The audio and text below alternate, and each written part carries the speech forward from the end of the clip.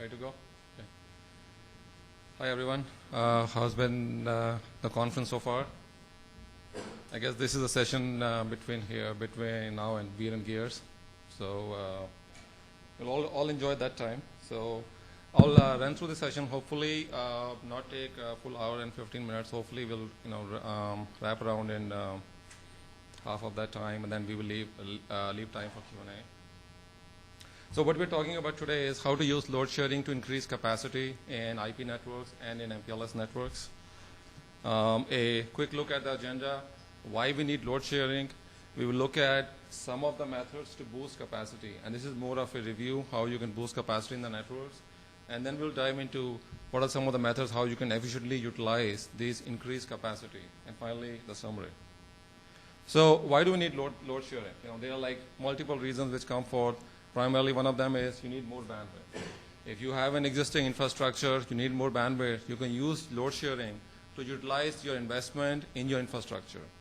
You may want to add bandwidth in small increments. For example, if you have 1 gig links and you need another 1 gig, it is more cost effective to take another 1 gig and bundle them together to get 2 gig bandwidth, as opposed to buying a new 10 gig link. You will use load sharing to increase protection in the network. So load sharing can offer you end-to-end protection in the network with diverse paths. It can offer a 1+n link protection. So you can have each link being backed up by another links. And the beauty about load sharing is all your paths, all your links, all your paths are always active. There's no idling of paths. Thus your investment is always being utilized. And then you always want to upgrade to the next bandwidth level. So let's say you're in a region, your transport carrier is offering 1 gig links, and you want to reach 10 gig links. And if you don't have a choice, the only option you have is take multiple of this 1 gig links, bundle them together to get 10 gig links. And finally, we know today 100 gig is not available yet, and it's going to take some time for that to happen. So load sharing is one way to effectively reach 100 gig. So we keep looking at that, we keep hearing from customers, they want to scale beyond 10 gig Ethernet, and now they don't want to wait the 2 years it's going to take for the standards to materialize and 100 gig to come. There's an ever-increasing demand for bandwidth in multiple networks, in service provider backbones, transit links, internet peering points, data centers. And all of these guys want 100 gig today. OC768 has been tried by some providers. It has turned out to be a very expensive option. Plus, furthermore, a lot of the current optical infrastructure being deployed today, that is optimized for 10 gig links. You take 10 gig lambdas, you transmit them across. There are very few which you can actually take OC768 and transport it across. So it doesn't come out to be a very effective option.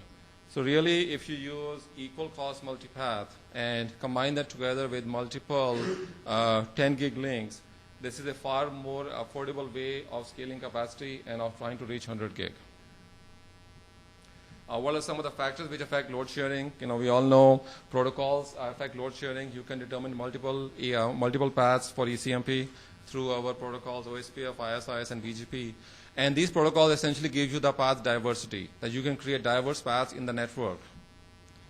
Then there's link aggregation, which you can increase capacity between two nodes, between two routers in the network. And link aggregation is also called a link bundling, or sometimes also referred to as trunking. It essentially will give you the link diversity, that you have multiple links which will give you higher capacity. And once you set up all this, both the protocols and link aggregation, now how do you efficiently utilize this increased capacity? It depends upon the load balancing algorithms being used. How efficient are these? Is there ability to look in for the different traffic type? If you're sending layer 2 traffic, layer 3 traffic, is there some way those traffic can be treated differently for you to get the best utilization of the increased capacity? There are some more factors for MPLS, which are in addition to the factors on the previous slide. So for MPLS, there's LDP and RSVP-TE. They provide the LSP path diversity. So they can figure out multiple paths and over which the LSPs can ride. And then each router will make a decision over which path the LDP or RSVP LSP should go through. And there's also a matter on MPLS payload mapping, which is now in MPLS you're offering VPN services to your customer. Well, how do you map those services to LSPs? You can look at per service and per customer load balancing essentially, that a group of customers or one specific customer may get a specific LSP, or how would all this traffic map to? So we will look at some of these. So let's look at how do you boost capacity in the network. So as we talked about the routing protocols, you can determine multiple equal cost paths to a destination. So your ISIS and OSPF protocols will affect paths taken by the IP traffic. Very common, they use the metrics and they use the SPF calculation. What is equally important is if you have MPLS network, these protocols also affect the paths taken by MPLS LSPs. So your LDP paths will actually follow the IGP topology. The best path in the IGP is what LDP will follow. RSVP-TE LSPs will follow IGP and IGP-TE topologies. So depending upon if you use CSPF or non-CSPF, it will follow IGP or IGP-TE topologies. And then we look at BGP. BGP can affect paths taken by IP traffic, whether they are within the AS through iBGP or external to the AS. And BGP also affects paths which are taken by the IP VPN traffic. You can have multiple equals cost BGP next hops, which could be reachable by diverse LSPs. You can also have multiple LSP paths to a BGP next hop. So what are some of the considerations and routing protocols you need to look at? Now this is on top of tuning metrics. We're all familiar how to tune metrics. But other considerations are, what are the number of ECMP paths per prefix supported by a router? The more paths will give you a better path diversity.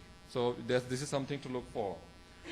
Support of ECMP with link aggregation. Very common these days that as you're going through a path, you will have link aggregation in there. A lot of your paths will have link aggregation. Well, all those are the link aggregation metrics correctly reflected for the routing protocols. So as an example, you have a link aggregation group, and let's say you're bundling 5 1 gig links together. If a couple of those links go down, do you still want the routing protocols to say that this is still my best path? Or do you want an option that they actually look at some other paths which may now be better?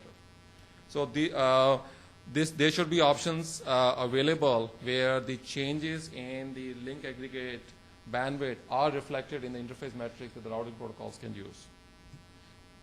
And finally, the router needs to support a very even distribution over any number of paths. And these are whether you have 2, 3, 4, 5, anything.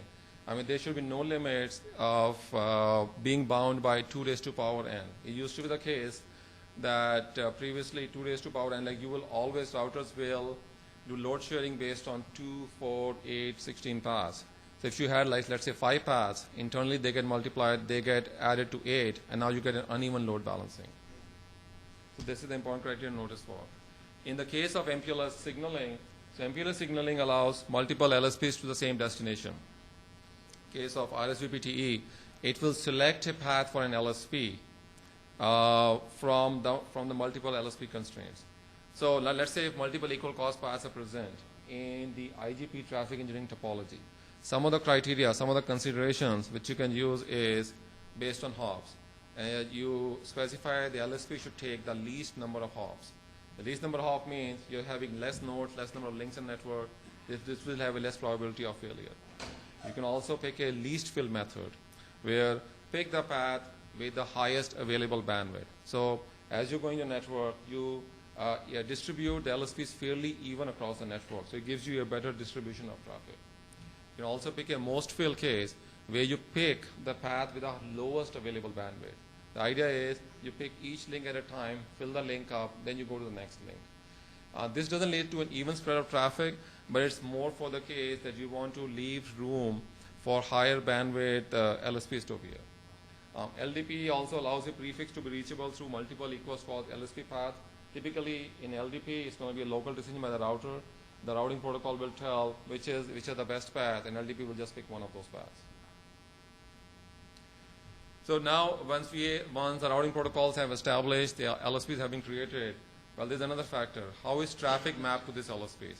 If you take a look at the figure, we have router X has received advertisements from router Y and Z, and these are equal cost advertisements.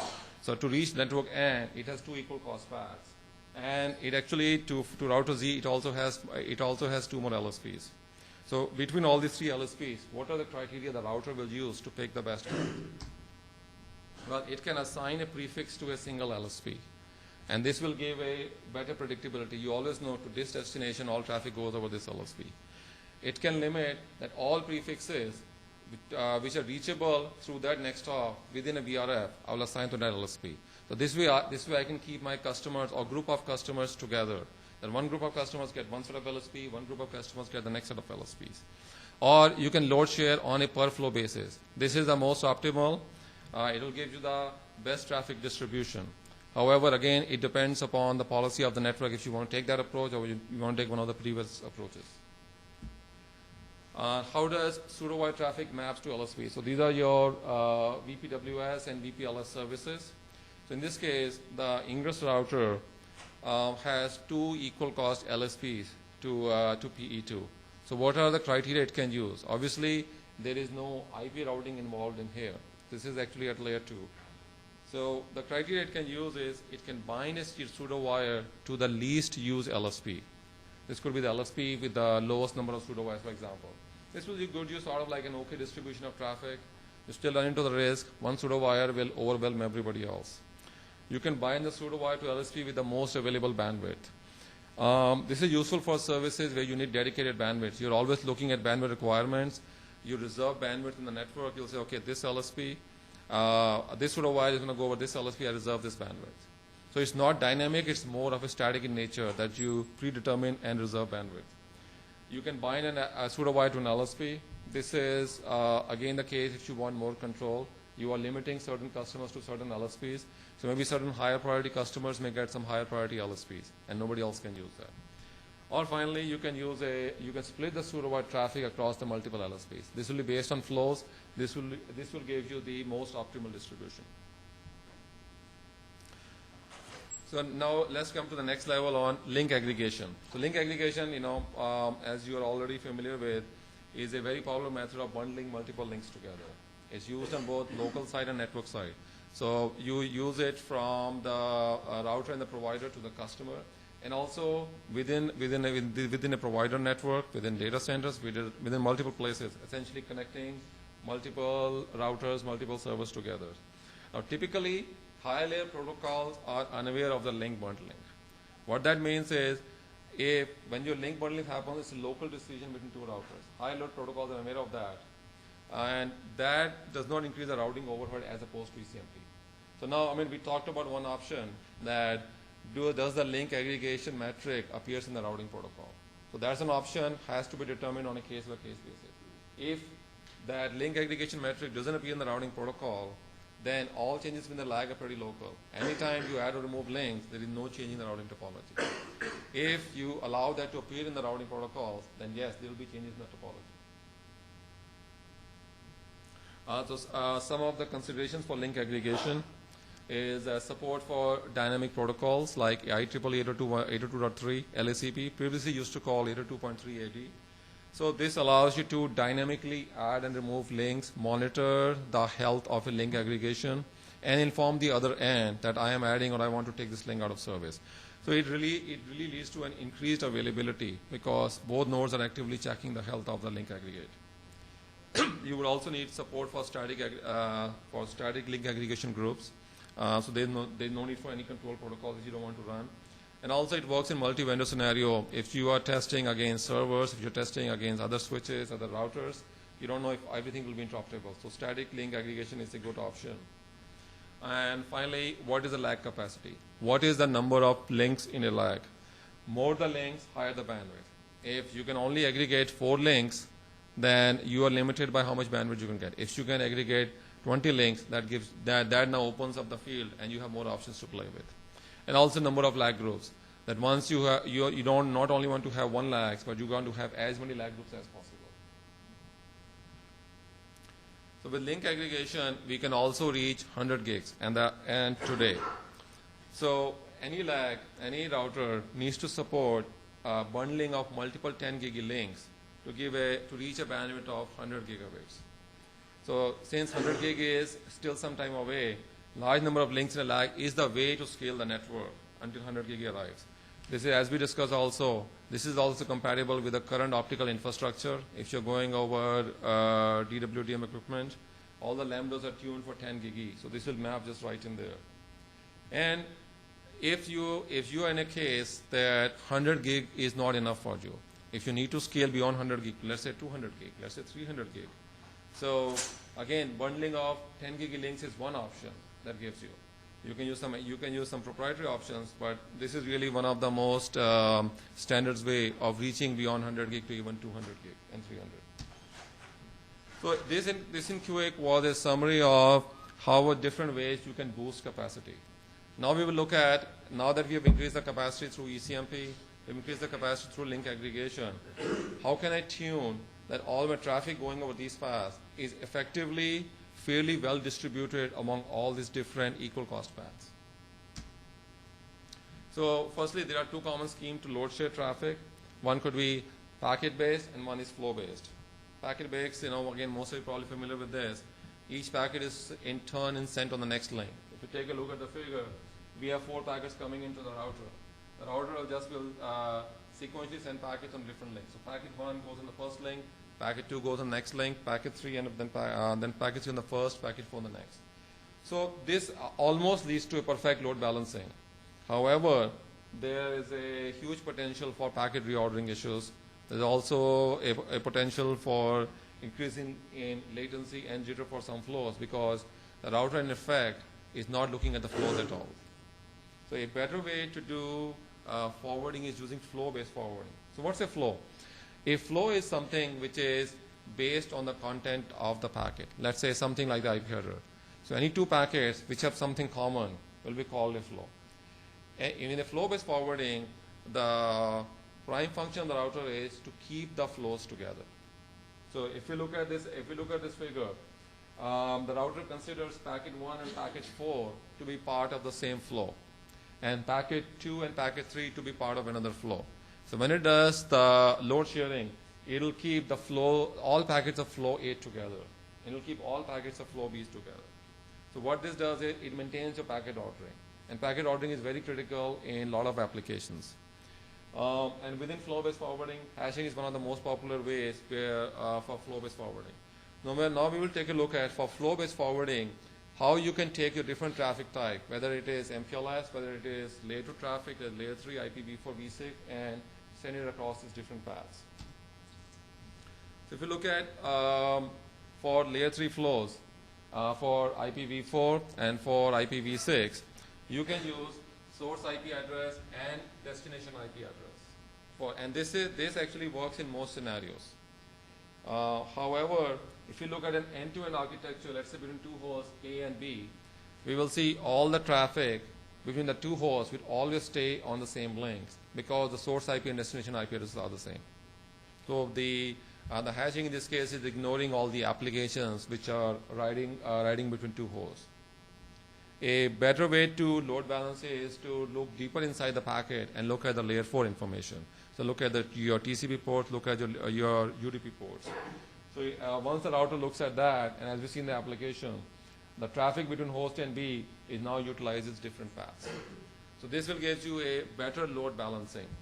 And this is applicable for both IPv4 and IPv6. Some things to consider once you start looking at layer 4 is fragmentation. As we know, if an IP packet is fragmented, only the first fragment carries the layer 4 headers, namely the TCP and the UDP headers. This means the routers may consider the non-fragmented packets to be separate flows, and this may lead to packet reordering issues.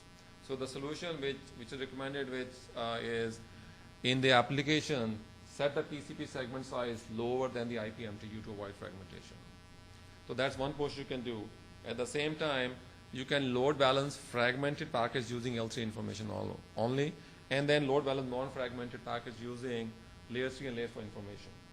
So if your packets, if the TCP segment sizes are set correctly, you will end up load balancing based on layer 3 and layer 4.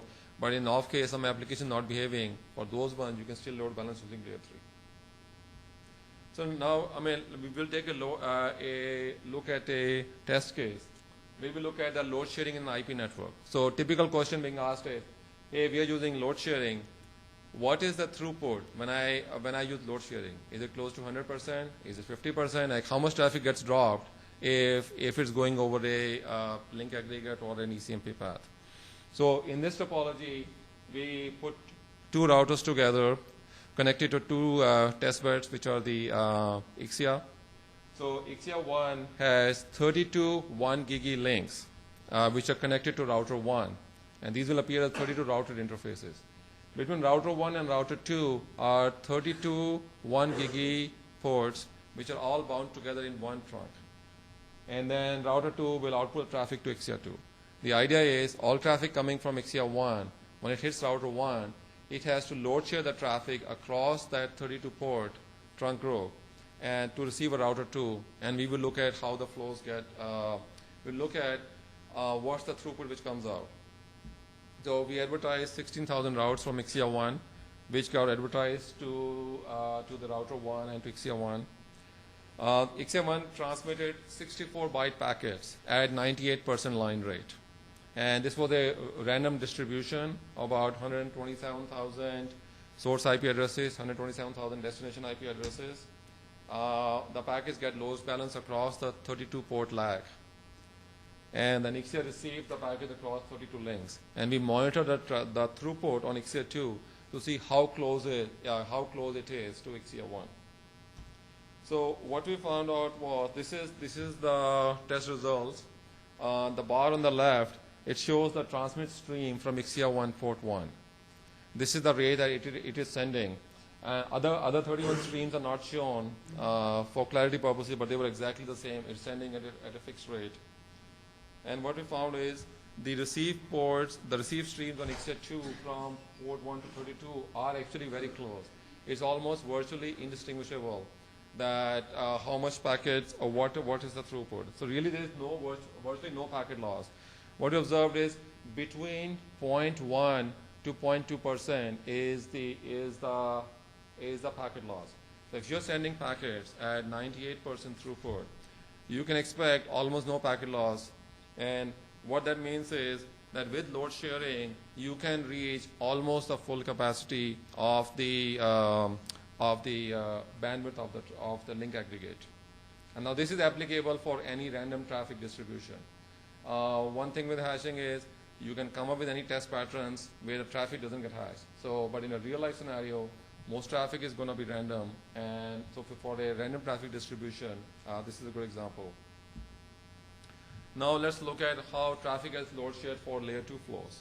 So for layer 2 flows, they could be based on layer 2 information in the packet, the MAC addresses, the VLANs, the ether type.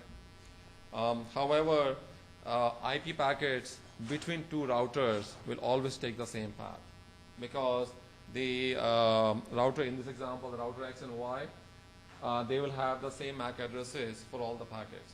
So IP packets don't get load distributed properly in layer 2 networks. So a better way is for any router or switch to look deeper inside the packet and determine if it's an IP packet. For IP packet, it should load balance based on layer 3 and layer 4 information. And of course, for the remaining packet, it will load balance based on layer 2.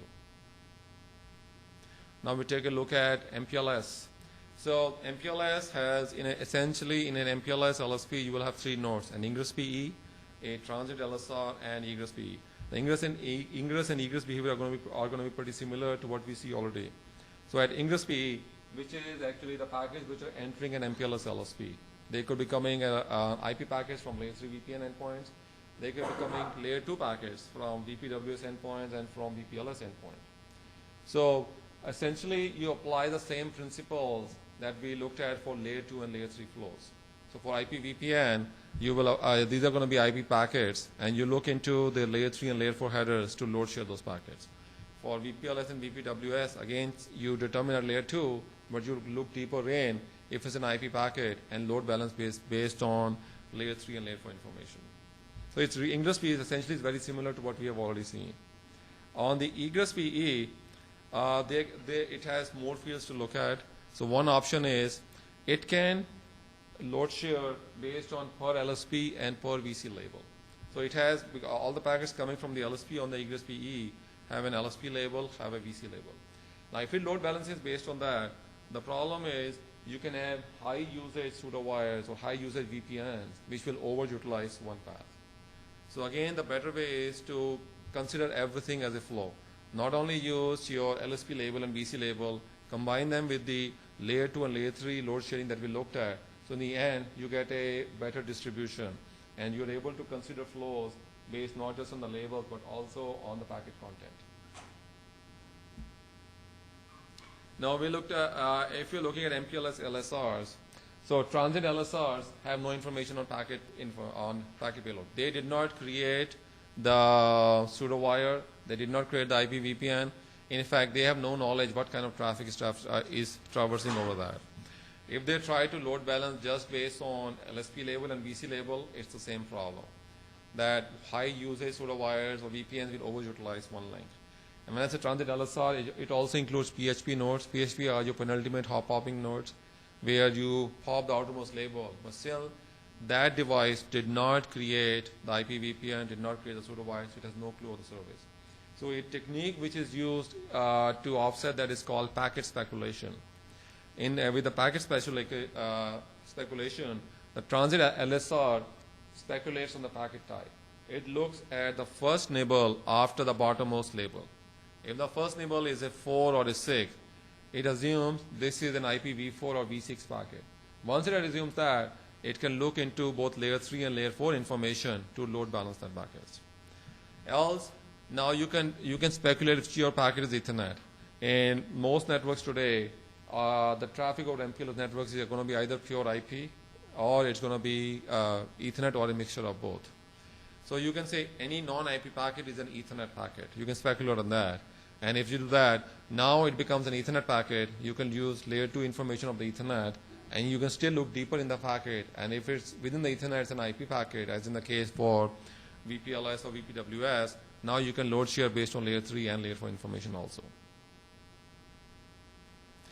Now we looked at how different traffic type is treated. Another thing to consider is the load balancing algorithm. And the utmost and primary job of any load balancing algorithm is to efficiently utilize increased capacity, meaning it must distribute traffic evenly. For example, if you have 32 port, 10 gig lag groups, the output of that should be as close to 320 gig as possible. That's the utmost responsive of a good algorithm. But there are some other considerations you need to look at. It's what are number of the fields the packet header the algorithm can look at.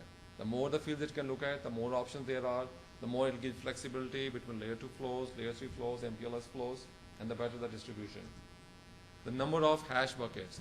What's a hash bucket is the output of a hashing algorithm. The bigger the hash buckets, the better the distribution. And then minimize correlation of ECMP with lag. Now it is very common that any router may be running the same algorithm for ECMP, same algorithm for lag. So if you're doing any forwarding, you may end up picking the same path for both. So any good algorithm needs to minimize the correlation between them. Or actually I would say even totally ignore any correlation. It should avoid any correlation between these two. And this will lead to a better utilization of the network. And finally, as we discussed, it has to treat each packet type differently. So both layer 2, layer 3 MPLS packet, the algorithm needs to treat differently. So let's take a look at another use case. This is the load sharing across a 32 port lag group. Similar test topology with one difference. From the tester, the XCR, to the router, there's only one gigi link. So we say let's eliminate any effect from the tester to the router. Let's just concentrate what's happening between the router. So in this case, now 100,000 routes were advertised from XCR to the router, and the router advertised to the other router. And the XCR1 transmitted 64 byte packets at 1 gigi rate. These were randomly distributed, 127,000 source IP addresses, 16 million destination IP addresses. This was total random distribution. And these packets got load balanced across the 32 port trunk, and then the XCR receives the packet. So what in this case we're doing is we are monitoring the traffic distribution on the link aggregate group. That how evenly is the traffic spread across this group. So here are the results for the traffic distribution. So what the chart is showing is the bars are, each bar represents the traffic transmitted on a port on router 1, and the bar represents, the rate represents the number of transmitted packets per port. As we can see, the transmitted packets are fairly linear. There's a minor difference, and actually I had to increase the graph. I originally started the graph from 0 to 6 million, and I could not see anything. So I made it from 4 million to 5.6, and I could see the differences now. And what that amounted to about 0.15% difference. That's the difference. That's the spread on the link aggregate group. So this is really a very small difference between packet rates across the links.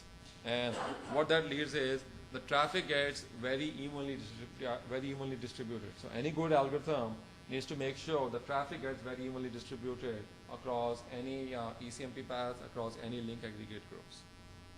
Now we looked at link aggregation, we looked at load balancing algorithms.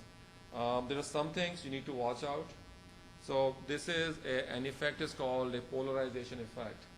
If you have a multi-stage network, what will happen is similar routers will pick the same path for flows with an identical hash. Let's take a look at the figure. So packets which are going to network X, 2 packets, which are part of flow A and B. The first router assigns those 2 flows to the first link. What happens is every other router is running the same algorithm, so it will always assign them to the first link. So as we can see, all those flows will always stay together.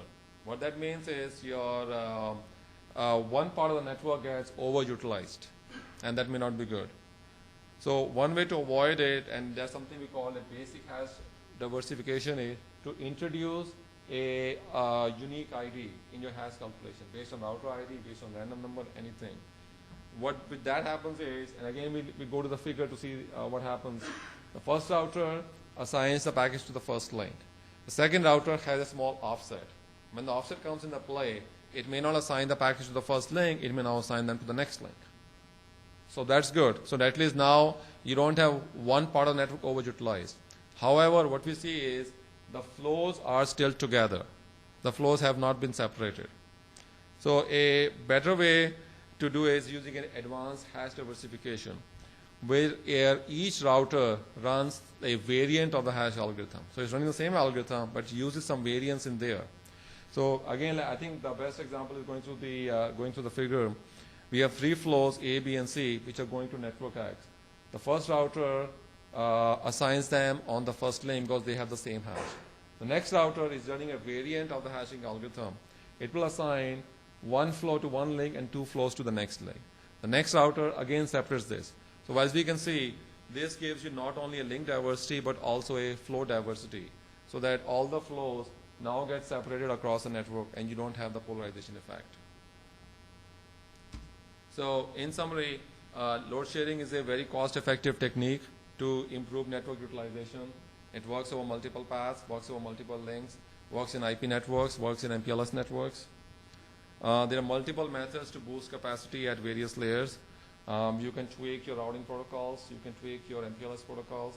You can decide how, in MPLS case, how IP VPN and layer 2 VPN traffic gets mapped to LSPs, how link aggregation is used.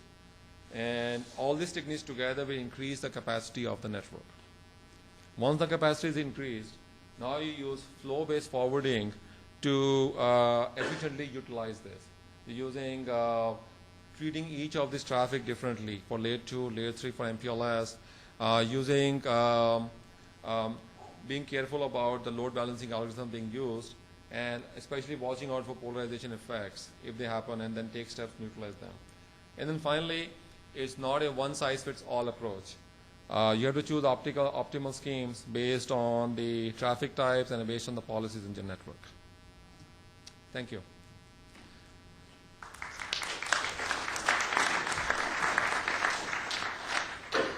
Questions?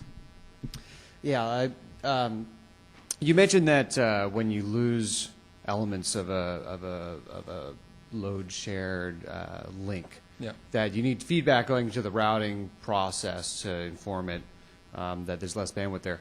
And I'm sure you're aware many networks are designed so that you might have two link bundles that are designed to be backups for each other. Maybe they only are engineered to be utilized 50% of the time, or maybe it's an active-passive thing. So there are some cases where even though you might lose one element out of 10, you want that entire link to appear down to the routing protocol to reroute all your traffic over the backup bundle of links. Are you aware of any work going on in that area and different router vendors, or who has implemented any features like that?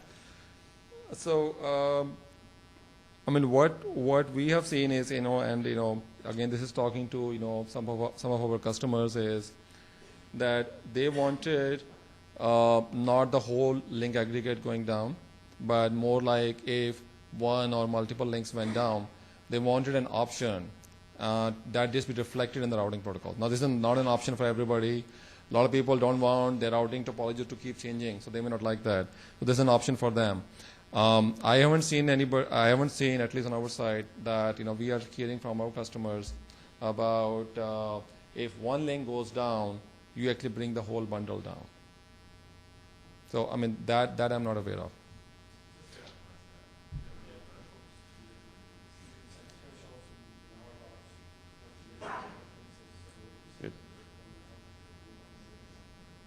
But I mean, in effect, if you do that, and if you reserve a full link aggregate just for a backup link, you're sort of not, you have this extra capacity which is not being utilized at all until something goes down.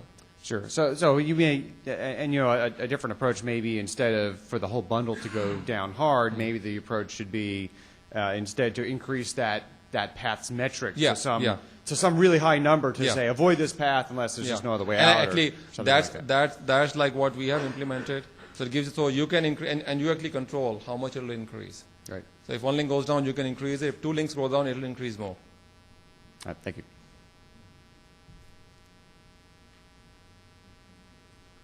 Hi, Chris Woodfield, Internet. If you want to go back a couple slides to the hash fate sharing issues. This one? Well, the one past that. Yeah, that. Okay. There are a couple solutions. Actually, in our network, what we had to do to deal with the situation was actually use say source destination only at one level, and at the next level use source destination plus source destination port to solve a problem very similar to this. But one thing that we were, that I was surprised to find wasn't in any of the algorithms was any way to build any sort of per device random or semi-random seed into that hash algorithm. I mean, take the chassis serial number or something like that and use that to build some entropy into the system. Yeah, I mean, so that's, you can use the per port, for example. That's something that we have implemented. So what we do is we give you an option, basically for a variation. It's almost random, or you can set that how much variation you want, and it will automatically variate the algorithm sufficiently that now your flows will be different. And this variation you can tune actually per line card or actually per system. So you have like different flexibilities there. Okay, so you do have a solution for that issue then. Okay. Any more questions? Right. When you do a load sharing over multiple paths, how do you put into consideration of the link congestion, the latency of certain link? Number three is the quality of the link. So and this actually goes back to the routing protocols. So load sharing is not independent. It is dependent upon the routing protocols. So for that means if a link is congested, typically it does not appear in the routing protocol that the link is congested. So if the routing protocol, unless you change the metrics, so unless you say that if my link is congested, I want the metric to go down. Now, if you're using MPLS traffic engineering, yes, it comes in there. Because in MPLS traffic engineering, you know exactly how much bandwidth on each of the links is available. These are reserved bandwidths, not dynamic bandwidth, but I went and reserved 1 gig out of a 10 gig link, so only 9 gigs left. Every other router knows that. So you can use MPLS traffic engineering for that. For IP, typically the congestion is not reflected in there. So again, the way to design is with the load sharing, you also look at your link utilization. If certain so in a random scenario, in a random distribution, none of your links will be overutilized, except once you're approaching the limit, where then you will see most of your links will be getting overutilized. That means it's time to upgrade at that stage.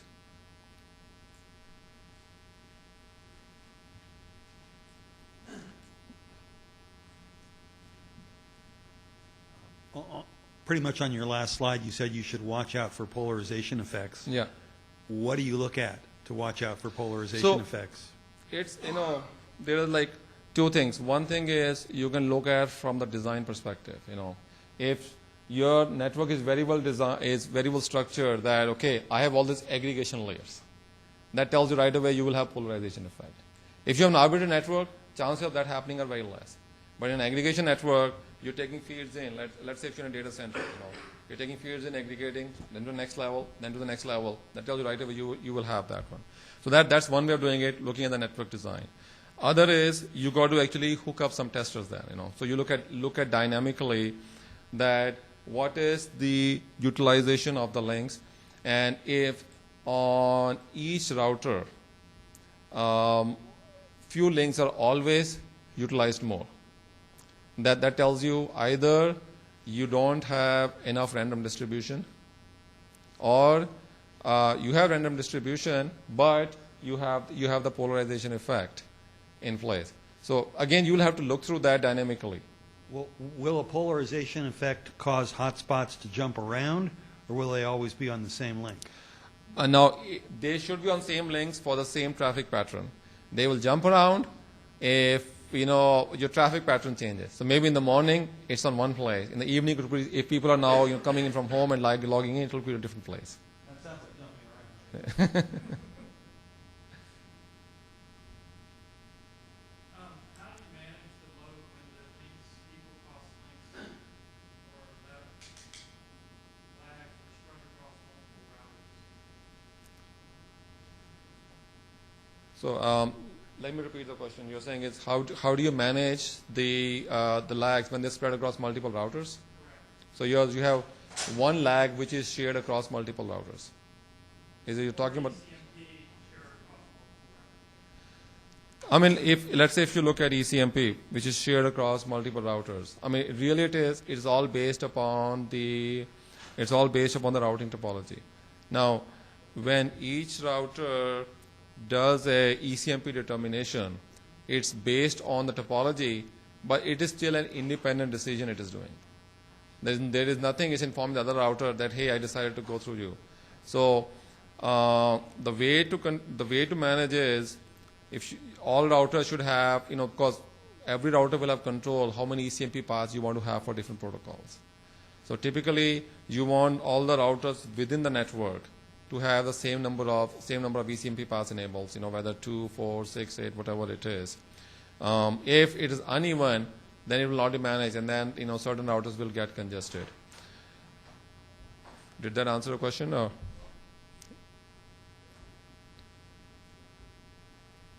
Any more questions?